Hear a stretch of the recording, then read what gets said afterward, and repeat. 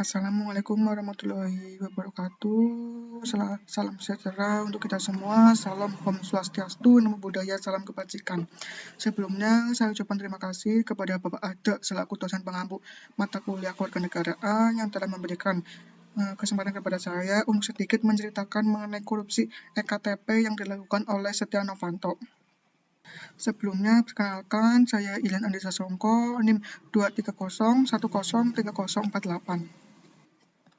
Di sini saya akan sedikit menceritakan mengenai kasus yang dilakukan oleh Setia Novanto. Kasus Setia Novanto adalah salah satu kasus korupsi terbesar di Indonesia yang melibatkan seorang politisi terkemuka. Setia Novanto, mantan Ketua Dewan Perwakilan Rakyat atau DPR dan Ketua Umum Partai Golkar, terlibat dalam kasus korupsi proyek EKTP, Kartu Tanda Penduduk Elektronik, pada tahun 2017. Setia Novanto ditetapkan sebagai tersangka oleh Komisi Pemberantasan Korupsi atau KPK atas dugaan menerima suap dari proyek EKTP yang merugikan negara sekitar 2,3 triliun. Hukuman yang dapat oleh Setia Novanto ialah 15 tahun penjara dan diwajibkan membayar denda 5 juta subsidi, 3 bulan kurungan. Ia juga diwajibkan membayar uang pengganti 7,3 juta dolar Amerika dikurangi 5 miliar uang yang dititipkan kepada penyidik. Dampak kasus Setia Novanto terhadap negara ialah, pertama, dampak ekonomi. Korupsi dalam skala besar seperti yang dilakukan oleh Setia Novanto dapat menghambat pertumbuhan ekonomi. Uang yang seharusnya digunakan untuk pembangunan dan kesejahteraan rakyat dialihkan untuk kepentingan pribadi yang mengurangi efektivitas anggaran negara.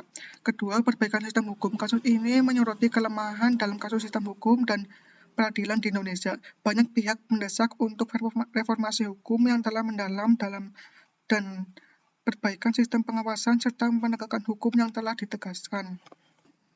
Dalam kasus Setia Novanto, banyak penduduk Indonesia yang merasa dicurangi. Untuk rasa terkait kasus Setia Novanto, kemarahan masyarakat terhadap kasus EKTP yang melibatkan Setia Novanto merupakan peristiwa penting dalam politik Indonesia. Laporan ini menyoroti rasa frustasi masyarakat yang mendalam terhadap korupsi dan perlunya transparansi dan akuntabilitas yang lebih besar dalam pemerintahan. Kasus ini memicu perdebatan dan protes publik yang luas, yang pada akhirnya berkontribusi pada dorongan yang lebih luas untuk melakukan reformasi dan perubahan dalam politik Indonesia.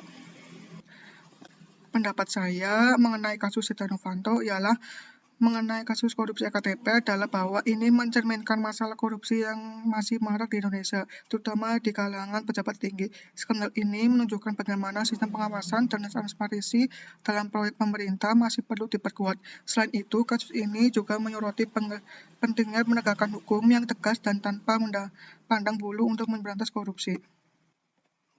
Kesimpulan dari kasus Setia Novanto adalah menegaskan bahwa korupsi masih menjadi masalah serius di Indonesia, tetapi juga menunjukkan bahwa melalui penegakan hukum yang tegas, para pelaku korupsi dapat dijerat dan dihukum sesuai dengan perbuatannya.